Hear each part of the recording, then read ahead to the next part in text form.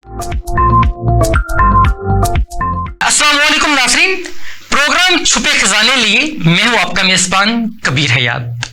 नाज़रीन, जैसा कि आप जानते हैं, छुपे खजाने प्रोग्राम के अंदर ऐसे लोगों को आपके सामने अयां किया जाता है जो इस मुल्क पाकिस्तान का फ़ख्र हैं और अपनी सर्विसेज और अपनी स्किल्स के ज़रिए इस मुआशरे की तामीर व तरक्की में किरदार अदा करते नजर आते हैं।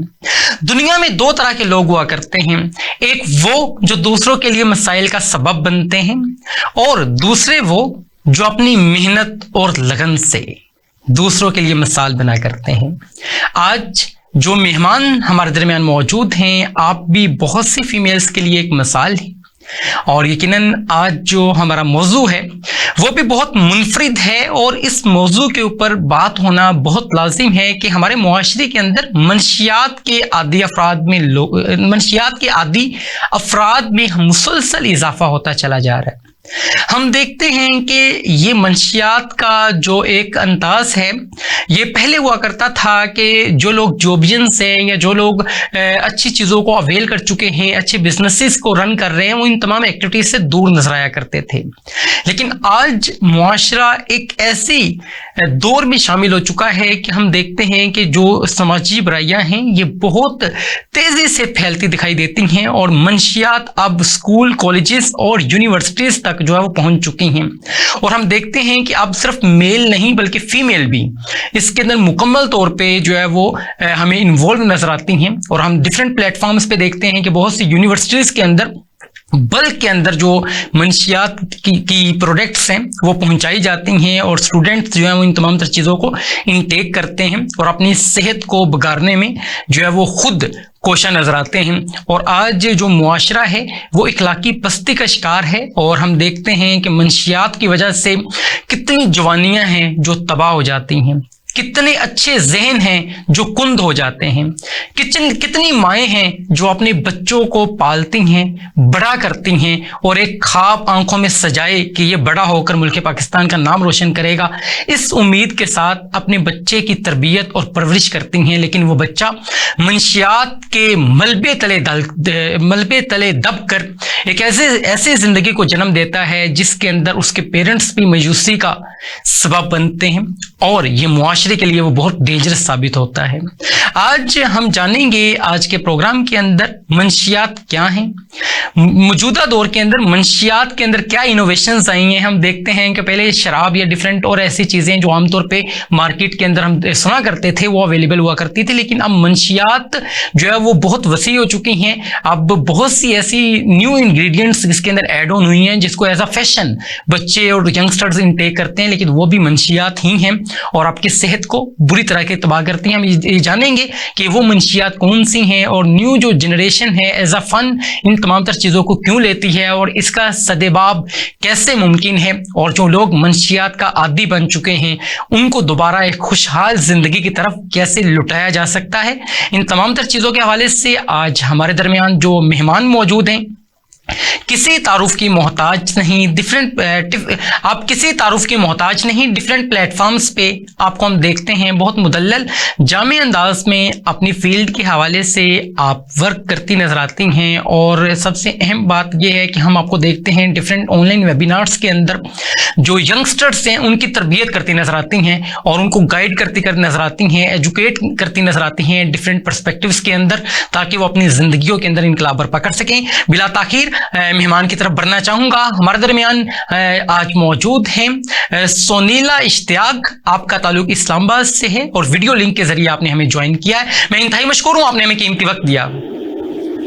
जी बहुत बहुत शुक्रिया आपका इस शो में इनवाइट करने का। Most welcome. मैं आगाज में आपसे जानना चाहूँगा, आप क्या समझती हैं कि दौरे हाजिर में जो मंशियात के अंदर एक जिद्दत आई है कि न्यू चीज़ें इंडेक्ट होंगी इसके अंदर जिसको एज अ फैशन जो है वो लोग यूज़ करते हैं, उसकी वजह से मुआशरे के ऊपर क्या असरात मुरतब हुए? मुआशरे पे तो जाहिर बात है बहुत ही नेगेटिव इम्पैक्ट जो है बिल्कुल, नो वो डाउट। पड़ा है जी जी। इस चीज का। और आजकल जो है ये चीज जो है टीनेजर्स में बहुत ज्यादा कॉमन हो गई है कि राइट। जो यंगस्टर्स हैं हमारे, जैसे जो स्कूल गोइंग बच्चे हैं या फिर ये फर्स्ट ईयर सेकंड ईयर के जो बच्चे होते हैं,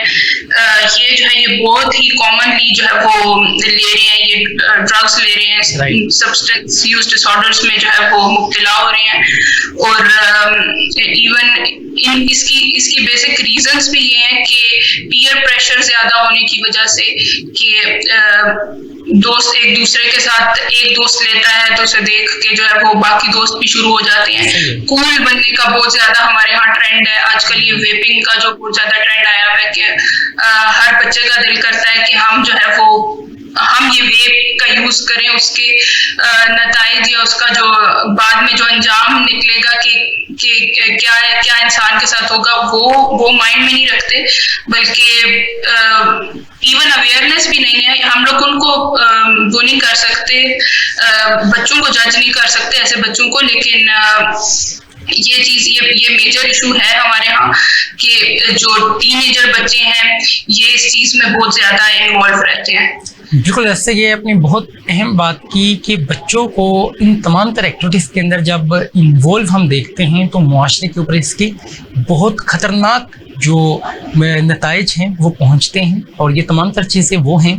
जिनको रोकना बहुत लाजिम है। इंडिविजुअली हर सोसाइटी मेंबर की जिम्मेदारी है कि इन तमाम तर चीज़ों के हवाले से वो वर्कआउट करे और इसकी रोकथाम के अंदर अपना किरदार अदा करे। सुनीला, मैं मज़ीद अब आपसे जानना चाहूँगा, दौरे हासिर में हम देखते हैं तलीमी अदारों के अंदर जहाँ पे हम अपनी पर्सनैलिटी डेवलपमेंट के लिए एडमिशन लेते हैं, जहाँ पे हम अपने कैरियर को इम्प्रूव करने के पॉइंट ऑफ व्यू से एडमिशन लेते हैं, जहाँ पे हम अच्छी स्किल्स को इनटेक करने के लिए एडमिशन्स लेते हैं, वहाँ की ऐसी न्यूज़ हमारे सामने आती हैं कि वहाँ पे बल्क के अंदर जो नशावर चीज़ें हैं वो यूज़ की जा रही होती हैं और सप्लाई की जा रही होती हैं। तो आप क्या समझती हैं ऐसी दरसगाहें जिन्होंने बच्चों की तरबियत करने के बाद मुआशरे का एक अच्छा सिटीजन बनाना था, उनका क्या रोल है कि बच्चों की इस चीज़ की रोकथाम के अंदर वो क्या किरदार अदा करें? बेसिकली जो बात है कि इन बच्चों को पहले तो ये ड्रग मतलब बच्चों को खुद ही ये वाला अपनी विल पावर इतनी स्ट्रॉन्ग करनी चाहिए कि वो इन चीजों में, हाँ, वो इस चीज में, इस एजेंडे में वो बीच में शरीक ना हो, क्योंकि ये एक माफिया है बेसिकली जो इन बच्चों को इन्वॉल्व करता है और उन्हीं बच्चों के थ्रू जो है वो बाकी जो पूरी क्लासेस होती हैं या पूरी यूनिवर्सिटीज मतलब होती हैं, वो उन्हें इन चीजों में इन्वॉल्व कर लेती हैं। जैसे पहले भी मैंने कहा कि कूल बनने का हमारे यहाँ पूरे पाकिस्तान में ही ऑलमोस्ट कि कूल बनने का बहुत ज्यादा ट्रेंड है कि हम लोग ड्रग्स लेंगे तो हम बाकियों की निस्बत कूल लगेंगे, हम वीडियोस अपने सोशल मीडिया पे डालेंगे तो हमारे फॉलोअर्स ज्यादा होंगे। ये चीज हमारे यहाँ बहुत ज्यादा कॉमन है। बहुत अहम बात की आपने, और रेलिवेंट टू ग्राउंड रियलिटीज। और ये एक ट्रेंड सेट है कि हम देखते हैं कि व्हाट्सएप स्टेटस के ऊपर बहुत से जो स्टूडेंट्स हैं, जो यूनिवर्सिटी गोइंग स्टूडेंट्स होते हैं, वो इस तरह की चीज़ें बड़े शौकिया तौर पे और बड़े अपने आप को मम्मी डैडी बच्चा ना कहलवाने की वजह से इस तरह की चीज़ें कर रहे होते हैं। तो ये एक ट्रेंड सेट बनता जा रहा है, इसकी रोकथाम कौन करेगा? इसकी रोकथाम के लिए मेजरली जो है गवर्नमेंट को ही स्टेप्स लेने पड़ेंगे, क्योंकि गवर्नमेंट की इन्वॉल्वमेंट के बगैर जो है ये चीज पॉसिबल नहीं हो सकती। और फिलहाल रोकथाम की तो खैर जरूरत है, अवेयरनेस प्रोग्राम्स की बहुत ज्यादा जरूरत है, क्योंकि ड्रग एडिक्शन से रिलेटेड कोई अवेयरनेस प्रोग्राम्स नहीं हो रहे ना कॉलेजेस में, जहाँ पे सबसे ज्यादा जरूरत है कॉलेजेस में या यूनिवर्सिटीज में या स्कूल्स में, इन सब जगहों पे बहुत ज्यादा जरूरत है। काउंसलिंग होनी चाहिए इस चीज से रिलेटेड, बच्चों को अवेयरनेस होनी चाहिए कि उनके इसके बाद में कंसिक्वेंसेस क्या होंगे ड्रग एडिक्शन के। ये तो सबको पता होता है कि कैंसर हो जाएगा, लेकिन जो बाकी जो लाइफ में मेजर इश्यूज डेवलप हो जाते हैं वो किसी को आइडिया नहीं है। हमारे यहाँ एक और भी चीज होती है कि जैसे स्ट्रेस, किसी भी चीज का छोटा सा स्ट्रेस हुआ, इवन लाइफ में मेजर इश्यूज भी आते हैं, तो इन स्ट्रेसर्स से बचने के लिए इवन लड़के ज्यादातर ये चीज कॉमनली करते हैं कि आपको स्ट्रेस हो रहा है तो आप जो है ये चर्स वगैरह या इस तरह की या बाकी जो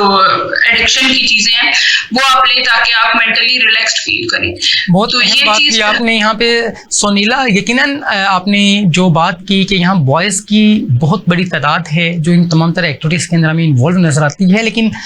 यहाँ जो स्टेट्स हैं मेरे पास इस वक्त मौजूद, वो ये बताते हैं कि पाकिस्तान के अंदर जो बड़े सिटीज़ हैं उनमें नशा आवर चीज़ें लेने के अंदर अगर परसेंटेज को देखा जाए तो 53% जो है वो फीमेल्स इन्वॉल्व हैं और 47% जो है वो बॉयज इन्वॉल्व हैं। और ये स्टेट्स से यकीनन सुनने के बाद जो इस वक्त ऑडियंस हमें देख पा रही है वो भी हैरान हो रही होगी कि ये चीज़ें अब किस हद तक जा रही हैं। अब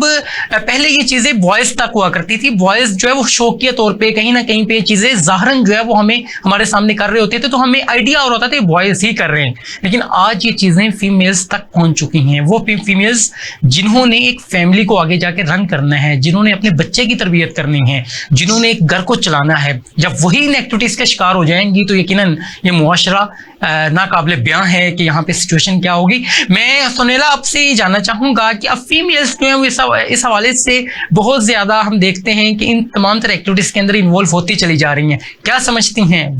वजूहात क्या हैं?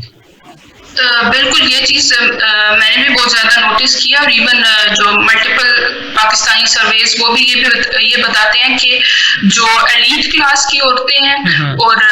जो लोअर क्लास की, स्पेशली मिडिल क्लास में इतना कॉमन नहीं है लेकिन एलीट और लोअर क्लास में बहुत ज्यादा कॉमन है औरतों का सब ये ड्रग एडिक्शन में इन्वॉल्व होना।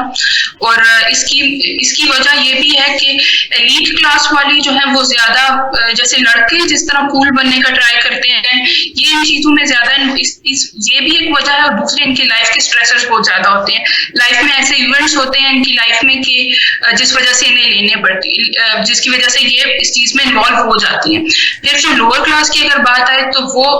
कूल बनने की बजाय ये ज्यादा इनकी लाइफ में इस तरह के इश्यूज आते हैं। जैसे मेरा इनकाउंटर हुआ था ऐसे लेडीज के साथ,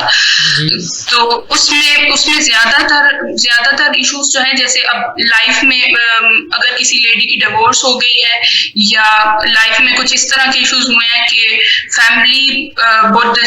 डिस्टर्बिंग किस्म की फैमिली है, वायलेंस हो रहा है या डोमेस्टिक वायलेंस हो रहा है या फिर अब्यूज का शिकार हो रही है, तो इस तरह की औरतें जो है वो ज्यादा ये सब्सटेंस यूज में इन्वॉल्व रहती हैं, क्योंकि उन्हें जो है एक वे आउट यही नजर आ रहा होता है कि इस चीज से जो मैं निकल सकती हूँ वो यही है। तो ये चीज इनमें इस वजह से ज्यादा कॉमन है। बहुत अहम बात की सुनेला आपने यहाँ पे, और बड़ी एक करबनाक सिचुएशन की तरफ इशारा किया आपने कि हमारा जो मुआशरा है वो डोमेस्टिक वायलेंस का शिकार है, हमारी जो फीमेल्स हैं वो तशद्दुद का शिकार हैं, हमारे घरों के अंदर जो ख़ानदानी निज़ाम है वो टूट फूट का शिकार है। और ये चीज़ें अब बहुत तेज़ी से फैलती दिखाई दे रही हैं। जैसे आपने बात की मिडिल जो फैमिलीज़ हैं वहाँ पे ये चीज़ें अभी कॉमन नहीं हैं, लेकिन अब हम देखते हैं कि एक अजीब दौर के अंदर हम जो है वो शामिल हो चुके हैं। जब शादी करने के लिए निकलते हैं तो स्टैंडर्ड्स हैं, उन स्टैंडर्ड्स को जब तक हम अचीव नहीं कर पाते तब तक हम शादी नहीं करते, और जब उन स्टैंडर्ड्स को अचीव करने के बाद शादी हो जाती है तो फिर वहाँ पे हमें प्रॉब्लम्स होते हैं कि हमने उस तरह का लाइफस्टाइल पहले जो है वो गुजारा नहीं होता, वहाँ पे हम जो सेट नहीं हो रहे होते, तो फिर हम इन तरह की एक्टिविटीज़ के अंदर इन्वॉल्व हो रहे होते हैं जो ग्राउंड रियलिटीज़ हैं, जो किसी से भी ढकी छुपी ये बातें नहीं हैं। इन तमाम तर चीज़ों से ना सिर्फ अवेयरनेस लाजिम है और ये जानना बहुत ज़रूरी है कि इन चीज़ों से निकलना कैसे है। जैसे सुनैला ने यहाँ बात की, हमारा मुआशरा अब अजीबोगरीब एक अंदाज अपना चुका है कि यहाँ पे जैसे बात की गई कि अवेयरनेस की कमी है। आपको ये बात मैं यहाँ कहना चाहूँगा कि इस तरह के जो प्लेटफॉर्म्स के ऊपर हम इन तरह के टॉपिक्स लेकर आते हैं, वजूहात यही हैं कि अवेयरनेस के पॉइंट ऑफ व्यू से अवामुन्नास को स्ट्रेंथन किया जा सके और स्पेसिफिकली जो यंगस्टर्स हैं उनको बताया जा सके कि इसके नताइज क्या हैं। तो सुनीला, आप यहाँ पे काइंडली ये बताइएगा कि आप क्या समझती हैं कि जो मंशियात लोग इनटेक करते हैं उनकी ज़हनी जिस्मानी और रूहानी जिंदगी के ऊपर क्या असरात मुरतब होते हैं? ज़हनी तौर पे तो उन्हें अगर हम लोग बात करें जो भी ड्रग एडिक्शन में जो भी इन्वॉल्व है, तो ज़हनी तौर पे उनको काफ़ी ज़्यादा मसाइल का शिकार होते हैं। जैसे डायरेक्टली जो है वो कोई भी ड्रग आप लेते हैं तो डायरेक्टली सबसे पहले वो आपके ब्रेन पे इफेक्ट करती है। सबसे पहले एक चीज मैं क्लियर करूं कि हम लोग जो है वो जो ड्रग यूज है या एडिक्शन जो है वो हम लोग उसे एक हम लोग कहते हैं नॉर्मली कि वो उसका मॉरल फेलियर था उस बंदे का, या इस तरह की हमारी सोसाइटी में बात की जाती है। बेसिकली ये मॉरल फेलियर उसका नहीं था, ये जो है ये भी एक हेल्थ कंडीशन है। जैसे डायबिटीज होती है या जैसे हार्ट इश्यूज होते हैं, तो इसी तरह ही हाँ ये होता है कि वो बंदा खुद से ले रहा है ड्रग ले रहा है, ड्रग में इन्वॉल्व हो रहा है, तो वो जो है वो ये उसका कसूर है। लेकिन उसके बाद जो नताइज निकल रहे हैं, ये जो एडिक्शन में इन्वॉल्व है, वो जो है वो एक उसके लिए हेल्थ कंडीशन है। सीधा सबसे पहले उसके ब्रेन पे इफेक्ट करती है। कोई भी वो ड्रग ले रहा है तो उसके ब्रेन पे इफेक्ट करेगी, उसका जब वो डोपामीन जो है वो रिलीज होगा, एक हार्मोन है डोपामीन, वो रिलीज होगा, खुशी वाला हार्मोन। तो उसके रिलीज होने के बाद उसके खुशी का एहसास होता है और वो चाहता है कि मुझे बार बार वैसे ही खुशी का एहसास हो, वैसे ही वो बार बार फील करे जिस तरह वो उसने जब ड्रग ली थी तो तब उसने फील किया था। तो ये चीज है कि ब्रेन पे उसका इस तरह इफेक्ट होता है। बाकी उसकी फिजिकली उसके इफेक्ट इस तरह होता है कि फिजिकली उसका जो है वो काफी सारे डिसऑर्डर्स में वो चला जाता है, काफी सारे डिसऑर्डर्स का शिकार होता है। जैसे अगर लॉन्ग टर्म अगर वो ले रहा है तो उसे कैंसर जैसी बीमारियों, कैंसर भी मुख्तलिफ किस्मों के कैंसर जो डिपेंड करता है कौन सी ड्रग वो ले रहा है, तो वो पर्सन तो फिर उस टाइप का कैंसर हो सकता है उस बंदे को। उसके अलावा और भी मल्टीपल इश्यूज हो सकते हैं, फिजिकल कंडीशंस हो सकती हैं। इसके अलावा जो है अगर आप बात करें सोशल लाइफ पे क्या इफेक्ट पड़ता है, तो उस बंदे की सोशल लाइफ एडिक्शन के बाद जीरो हो जाती है कि उसकी वो तन्हा रहना पसंद करता है, तन्हा रहना पसंद करता है, क्योंकि जो उसके पुराने फ्रेंड्स होते हैं, उसका सर्कल जो होता है वो उनके साथ बैठना, वो या तो वो जाहिर बात है आपके फ्रेंड्स होंगे तो आप उन्हें कहेंगे कि तो आप ना लिया करेंगे, ड्रग्स में ना इन्वॉल्व हों या आप ये चीजें ना करें, तो वो इस चीज से चिढ़ खा जाता है वो बंदा, तो जिस वजह से जो है वो अवॉइड करता है कि मैं जो हूँ ऐसे सर्कल में ना बैठूं। घर में फैमिली में बैठेगा तो अगर उसने नहीं भी ड्रग्स की हुई तो फैमिली लाइफ उसकी डिस्टर्ब होगी, क्योंकि हर वक्त टॉपिक ही यही होगा, घर में फैमिली का टॉपिक ही होगा कि ये आज ये दोबारा ड्रग्स करके आ गया। तो ये जो है ये मेन फैमिली में भी इस तरह के टॉपिक्स चल रहे होते हैं हर वक्त, तो वो अपनी फैमिली को भी अवॉइड करता है इस वजह से। बहुत आपने जबरदस्त बात की यहाँ पे। ये एक्चुअल में हम ऐसे ही कर रहे होते हैं कि किसी भी मंशियात के आदि शख्स से जब हम मिलते हैं तो हमारी तबलीग वहाँ पे ये शुरू हो जाती है कि इसको छोड़ दो, ये अच्छी चीज़ नहीं है, और वो ये जुमले सुन सुन के ज़िंदगी का उस बड़ा वक्त गुजार चुका होता है। कभी किसी के मुंह से वो यही सुनता है और कभी किसी के मुंह से। तो ये ग्राउंड रियलिटी है, इससे वो बंदा कभी भी नहीं छोड़ेगा जब तक आप उसको अपनाइयत का एहसास नहीं दिलाएंगे। एक यहाँ पे केस स्टडी है जो मैं यहाँ पे शेयर करना चाहूँगा कि कुछ अरसा पहले की बात है। मैं एक पार्क में मौजूद था और मैंने वहाँ पे एक लड़के को देखा जिसकी एज गालबन कोई 20 ईयर्स के राउंड अबाउट थी। तो वो मेरे पास आके बैठा है, तो मुझे कहता है मुझे आप 100 रुपीज़ दे दें। तो मैंने उसको 200 रुपीज़ जो है वो निकाल के दे दिए। तो मुझे कहता है कि आपने ज़्यादा पैसे क्यों दिए हैं? तो मैंने कहा आपने क्या करने हैं? तो उसकी फिजिकल अपीयरेंस से लग रहा था कि बहुत ज़्यादा मंशियात का आदी है। तो कहता है मैंने इससे सिगरेट्स परचेज़ करने हैं, मतलब एक्सेट्रा। तो मैंने कहा मैंने आपको 200 इसलिए दिए हैं कि ज़्यादा परचेज़ करके आप ज़्यादा जो है वो अच्छे से इंजॉय कर सको। तो हंसना शुरू हो गया, गालबन वहाँ चला गया। अब जाने के बाद आई डोंट नो कि वो कहाँ गया, लेकिन कुछ अरसे के बाद दोबारा वहीं पे, मतलब उसी प्लेटफॉर्म पे हमारी जो है दोबारा मीटअप हुआ। तो क्योंकि डेली बेसिस के ऊपर मैं खुद भी फिजिकल एक्टिविटीज़ के पॉइंट ऑफ व्यू से ग्राउंड्स का रुख कर रहा होता हूँ, तो वो वहाँ पे दोबारा मुझे मिले, तो मुझे अगेन उन्होंने यही रिपीट किया कि मुझे 200 रुपया चाहिए, और मैंने उसको फिर 500 दिया, और उसको मैंने कहा आप ज़्यादा से ले लेना ताकि आप एक बार मतलब कि जो भी आपकी कमी है वो मुकम्मल हो जाए। तो वो बड़ा मुस्कुराया, और उसके बाद में फिर अपनी बातें जो है वो मेरे साथ करना स्टार्ट हो गया कि मैंने इसका आगाज़ कैसे किया। उसके बैक एंड पे पूरी एक बड़ी दर्दनाक उसने दास्तान सुनाई कि मेरी फैमिली ने मुझे घर से निकाल दिया था, ये वजूहात एक्सेट्रा। तो मैं वो सुनता रहा, और मैंने कहा इट्स नॉर्मल, कोई मसले वाली बात नहीं है, आप ना इसको ज़्यादा से लिया करें, कोई मसला हो तो मुझे बताया करें, कोई मसले वाली बात नहीं है, ये आपकी ज़िंदगी का हिस्सा है, आप इसको करें। तो मुझे क्या, मैंने इसको वैसे पूछा कि आपको कभी दिल नहीं किया खुद से कि मैं इससे निकल सकूं? तो उनका कहना था बड़ी बार कोशिश की है मैं इससे निकल सकूं, और मैं खुद चाहता हूं कि मैं अर्निंग्स करूं, मैं कहीं से खुद पैसे कमा के जो है वो काम कर सकूं, तो लेकिन नहीं हो पाता।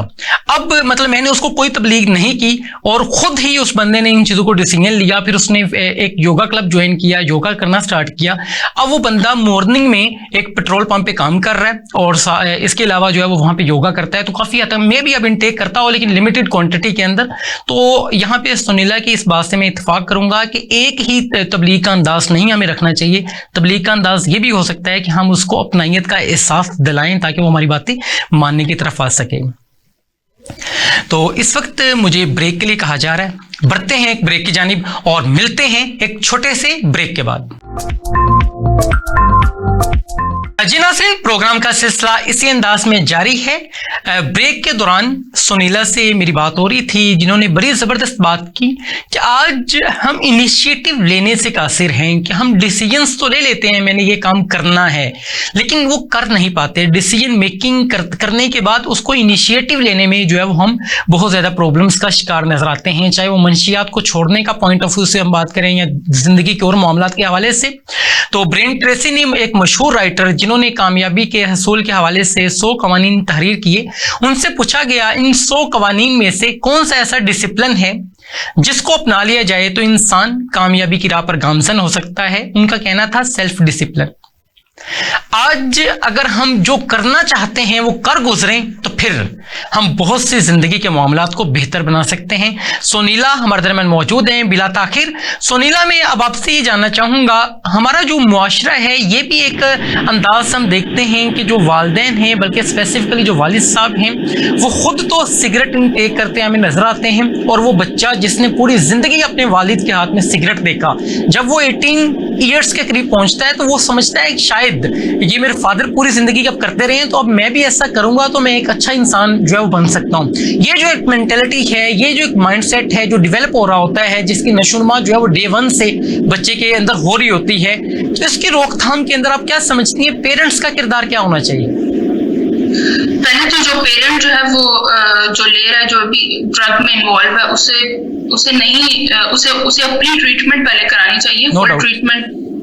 उसको फुल ट्रीटमेंट करानी चाहिए, अपनी रिहेबिलिटेशन में इनरोल होना चाहिए ताकि वो इस चीज से बाहर आ सके एज सून एज पॉसिबल। जैसे हो सके तो वो जो है वो करे। उसके अलावा जो है वो वालिदैन कभी भी नहीं चाहते कि जो उनसे गलतियां हुई हैं वो उनके बच्चे भी करें। तो वालिदैन कोशिश करते हैं अक्सर औकात के बना करें, लेकिन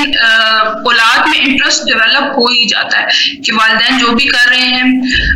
वो हमें भी करना चाहिए, हमें भी ट्राई करना चाहिए। और दूसरी एक चीज होती है जीन्स। ये जो है जीन्स में भी चीज आती है बच्चों में, कि जो चीज जो है वो वालिदैन में होती है वो बच्चों में भी ये चीज आती है। आपने यहाँ जो बात की, सॉरी फॉर इंटरप्शन, मैं ये जानना चाह रहा हूँ कि ये जीन्स के अंदर क्या ये चीजें भी ट्रांसफर होती हैं कि अगर कोई बंदा मंशियात का आदी है तो उसके जो बच्चे हैं उनके अंदर भी वो चीजें, हैबिट्स जो हैं वो डेवलप हो जाएंगी? जी बिल्कुल ऐसे ही है कि जीन्स में ये चीज आती है कि अगर किसी के वालिदैन जो है, कोई भी माँ या बाप जो है वो अगर ड्रग्स में इन्वॉल्व है, तो बच्चों का जो है वो हायर चांस होता है कि वो भी इस चीज में इन्वॉल्व हों। जैसे अगर एक नॉर्मल बंदे का अगर 50% मतलब अगर 20 या 30% अगर चांस होगा कि वो ड्रग्स में इन्वॉल्व हो सकता है, चांसेस हैं, लेकिन अगर एक बंदा है जिसका बाप दादा या कोई भी उसके जीन्स में जैसे पीछे से आ रहा है, अगर कोई इन्वॉल्व है तो उसके चांसेस हायर है कंपेयर टू उसके शायद 50% चांस होंगे कि वो जो है वो इस चीज में इन्वॉल्व हो सकता है, और वो अट्रैक्ट भी जल्दी हो जाता है वो पर्सन जो है वो उसमें। और अगर वो एक दफा ट्राई करे, मतलब कोई भी ड्रग ट्राई करे, तो उसका एडिक्टेड होने के चांसेस ज्यादा होते हैं निस्बतन किसी दूसरे बंदे के। बहुत अहम आपने यहाँ नुक्ता रेस किया जो हैरानकुन भी है कि पेरेंट्स को इस हवाले से लाजमी तौर पे देखना चाहिए कि आप अपने बच्चों में क्या चीज़ें ट्रांसफ़र करने जा रहे हैं, बच्चों में विरासत आप क्या चीज़ जो है वो बनाने जा रहे हैं। तो बहुत लाजिमी है कि पेरेंट्स अपनी भी काउंसलिंग करें, और जो लोग इन तमाम तर चीज़ों का शिकार हैं वो कहीं ना कहीं पर ये चाह रहे होते हैं कि हम इन चीज़ों से निकल आएँ। तो सुनीला, मैं आपसे जानना चाहूँगा, आप माहिर नफ्सियात भी हैं और नफ्सियाती तौर पर इंसान किस अंदाज में चीज़ों को लेके चल रहा होता है, बड़े करीब से इन चीजों को आप जानती हैं। मैं जानना चाहूंगा, एक बंदा जो मंशियात का आदी है, अब वो खुद से अपनी विल पावर से इन तमाम तरह एक्टिविटीज से कहीं ना कहीं पे चाहता है कि मैं ऐसे निकल आऊं। अब वो कौन से ऐसे इनिशिएटिव्स लें, वो कौन से ऐसे मेथडोलॉजीज हैं जिनको वो अपना ले, या ऐसी टेक्निक्स हैं जिनको वो अपना के खुद इनिशियली जो है वो इन तमाम तरह चीजों से स्वाइप करने के लिए स्टेप्स ले सकता है, अगर कुछ आप गाइड कर सकें। अगर एक बंदा इन्वॉल्व हो गया है एडिक्शन में, तो उससे सबसे पहले तो उसे किसी भी रिहेबिलिटेशन सेंटर में इन्रोल होना चाहिए। किसी साइकोलॉजिस्ट के पास जाना चाहिए, किसी साइकेट्रिस्ट के पास जाना चाहिए कि उसका जो है इलाज जो है वो जल्द से जल्द शुरू हो, क्योंकि कोई भी बंदा एडिक्शन में इन्वॉल्व होता है, चाहे वो किसी टाइप की भी एडिक्शन करता है, चाहे वो आइस जैसे स्टिमुलेंट्स में इन्वॉल्व है या फिर हेरोइन टाइप के एडिक्शन में इन्वॉल्व है, तो अगर वो छोड़ेगा अचानक से तो उसमें विड्रॉल सिम्टम्स आने स्टार्ट हो जाएंगे। अब विड्रॉल सिम्टम क्या है कि उसकी जो है वो बॉडी जो है उसमें एक्सेसिव वो क्रेविंग्स उसे स्टार्ट हो जाएंगी, वो जो है वो उसमें स्लीप इश्यूज जो है वो उसमें आने स्टार्ट हो जाएंगे, उसकी लाइफ में हेडेक होना स्टार्ट हो जाएगा, नौजिया होना स्टार्ट हो जाएगा उस बंदे को। तो ये चीज होती है कि वो बंदा जो है वो फौरन इन चीजों का शिकार होने लग जाता है, विड्रॉल सिम्टम्स उस बंदे में आने स्टार्ट हो जाते हैं। तो खुद से घर में करना तो बहुत ही मुश्किल होता है, लेकिन अगर आप किसी ऐसे रिहेबिलिटेशन सेंटर में इनरोल हो जाए तो आप जो है वो अपनी ट्रीटमेंट का जो है वो एज सून एज पॉसिबल जो है वो अपनी ट्रीटमेंट करा सकते हैं। फिर उसके अलावा क्या होता है, जब आप किसी भी रिहेबिलिटेशन सेंटर में इनरोल होते हैं तो वो सबसे पहले तो डिटॉक्सिफिकेशन करते हैं। अब डिटॉक्सिफिकेशन क्या है कि आपकी बॉडी में से जो आपकी बॉडी में पहले ड्रग्स थी वो आस्ता आस्ता करके निकलने स्टार्ट वो बॉडी से निकल जाती है ये। और फिर उसके बाद जो है वो आपको जब ये जो प्रोसेस होता है इसमें बॉडी में बहुत ज्यादा एक्स होते हैं, दर्द बहुत शदीद होता है, बर्दाश्त से बाहर होती है चीज उस बंदे के लिए। तो फिर साइड बाय साइड वो मेडिकेशंस भी आपको देते हैं कि उस तरह पेन ना हो आपकी बॉडी में, उस तरह सिम्टम्स सवेयर ना हो।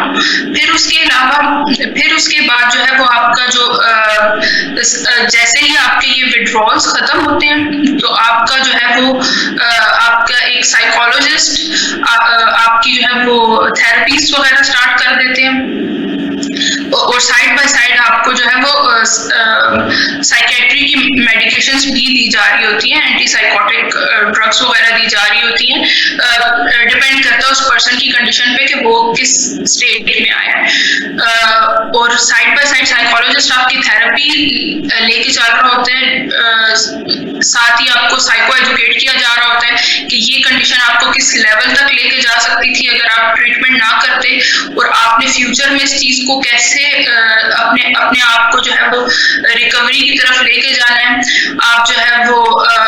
आप अपनी लाइफ को किस साइड पे ले जा सकते हैं, आप अपना करियर किस तरह डेवलप कर सकते हैं, क्योंकि यूजुअली जो लोग होते हैं एडिक्शन में इन्वॉल्व होते हैं उनका कोई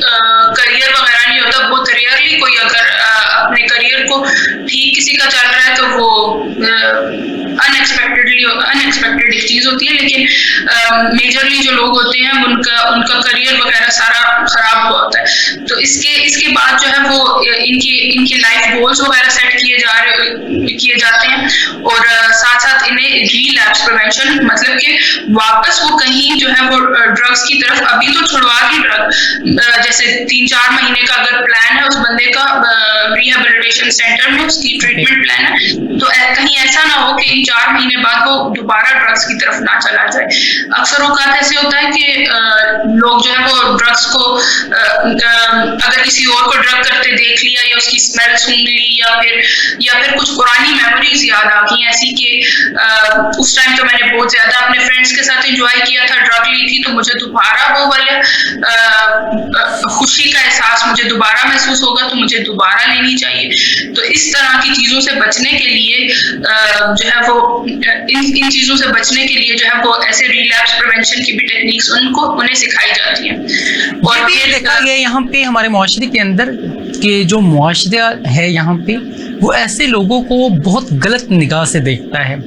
बजाय इसके कि उनको अपनाइयत का एहसास दिलाया जाए, उनको अपने करीब किया जाए और उनको इस अंदाज में गाइड किया जाए कि वो इन चीज़ों से निकल कर एक अच्छी ज़िंदगी की तरफ लौट आ सकें। मुआशरा उनको जो है वो एक ऐसे बिहेव करता है जो नाकाबिले बयां है यहाँ पे। तो आप क्या समझते हैं ऐसे लोगों के साथ मुआशरे का बिहेवियर कैसा होना चाहिए? बेसिकली हम लोगों के पूरे पाकिस्तान में इवन हम लोगों का जो स्टिग्मा है कि हम लोग अगले बंदे को गलत नामों से बुलाना, जो बंदा एडिक्शन में इन्वॉल्व है, रिस्पेक्ट ना देना, ये चीज हमारे बहुत ज्यादा आम है कि हम लोग जो है वो अगले बंदे को अगले बंदे के साथ ऐसे बिहेवियर शो करते हैं जो एक नाकाबिले बयान किस्म का बिहेवियर होता है हमारा। फिर इसके अलावा जो है वो यही चीज जो है लोगों का रवैया रिलैप्स की तरफ अक्सर औक़ात वापस ले जाता है, या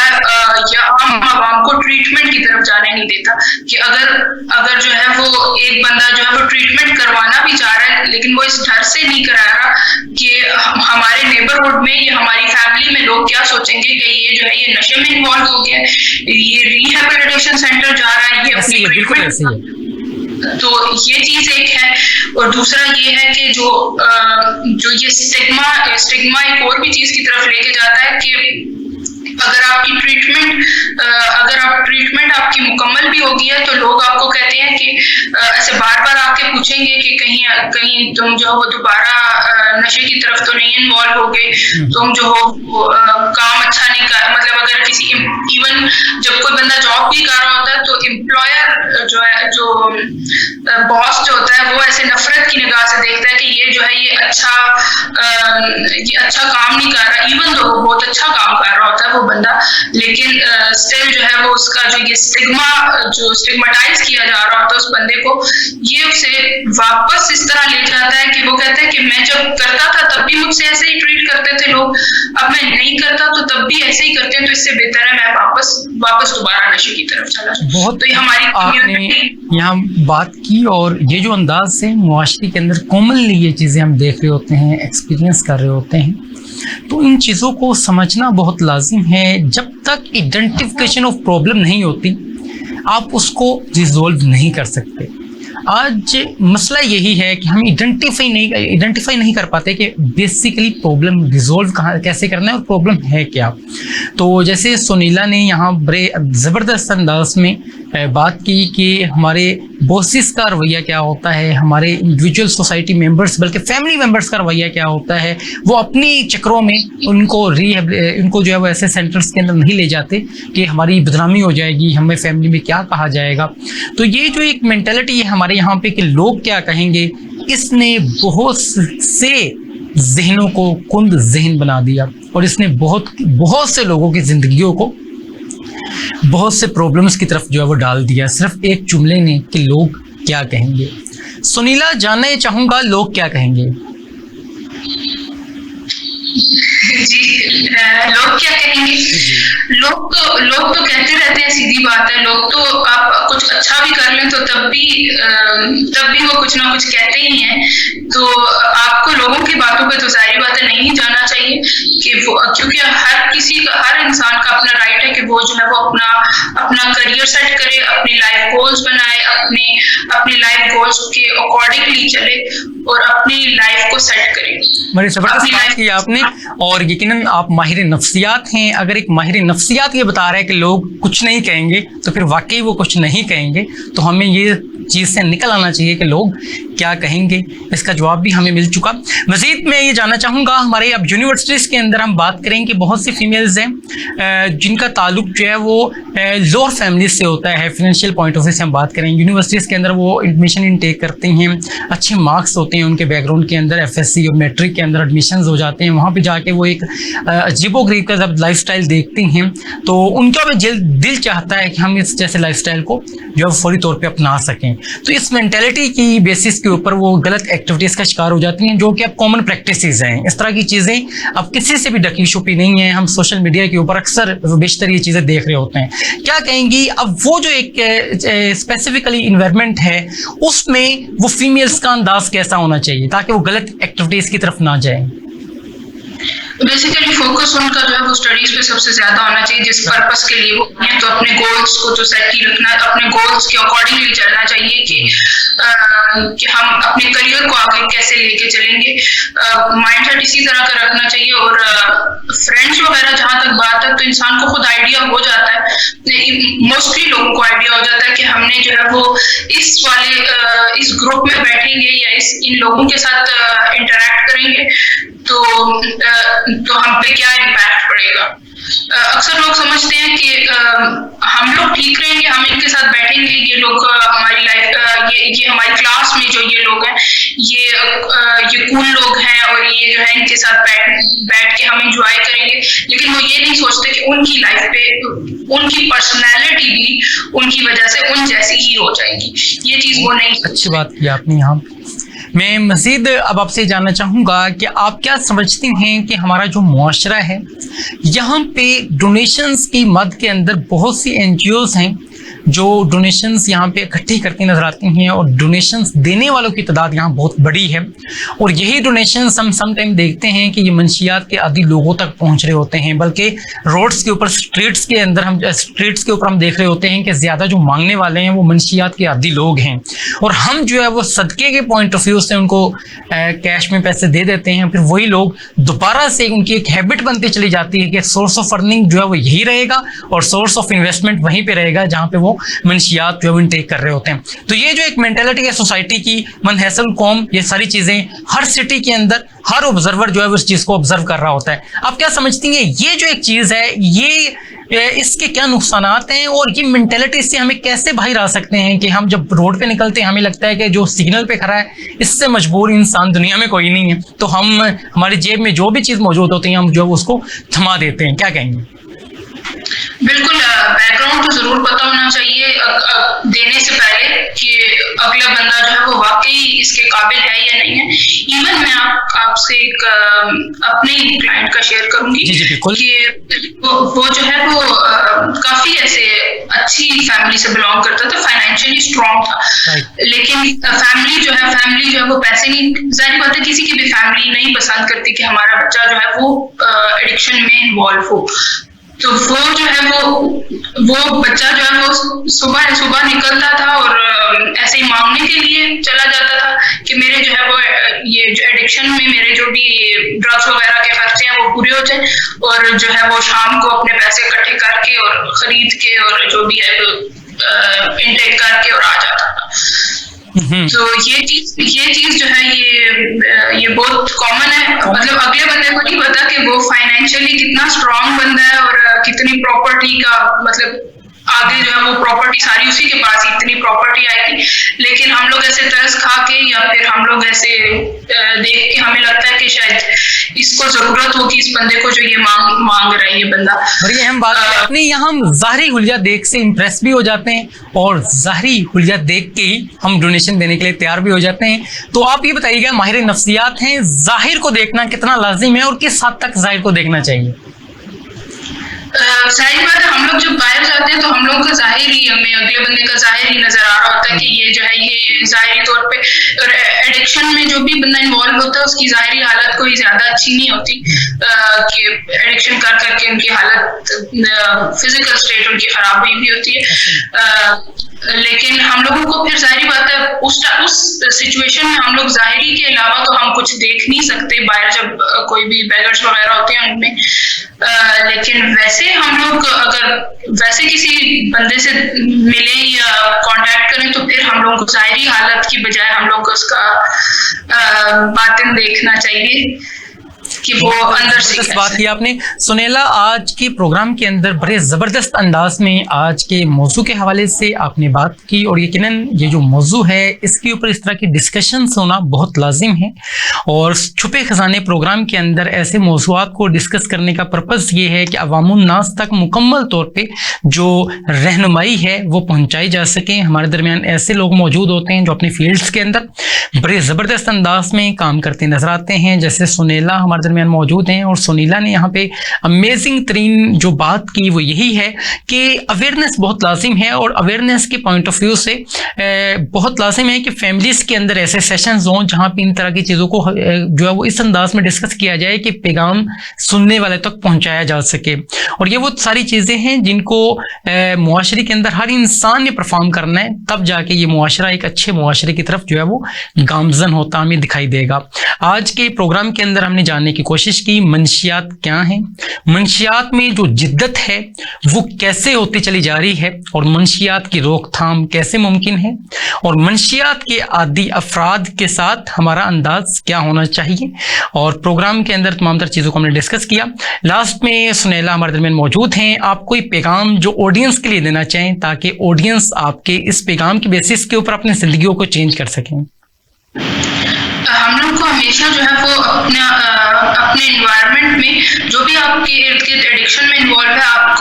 आपको उन लोगों को स्टिग्मेटाइज नहीं करना चाहिए, उन लोगों को जो है वो रिस्पेक्ट देनी चाहिए और उनको केयर करनी चाहिए, और इस तरह के उनके लिए अल्फाज इस्तेमाल करने चाहिए कि जो आप अपने लिए भी बर्दाश्त कर सकें। बहुत खूबसूरत बात की आपने, और इसी के साथ अपने मेज़बान कबीर हयात को इजाज़त दीजिएगा। नेक्स्ट टाइम ऐसे ही प्रोग्राम्स लेकर एक मुनफरिद मौजू के साथ आपकी खिदमत में हाजिर होंगे। जब तक के लिए खुदा हाफिज।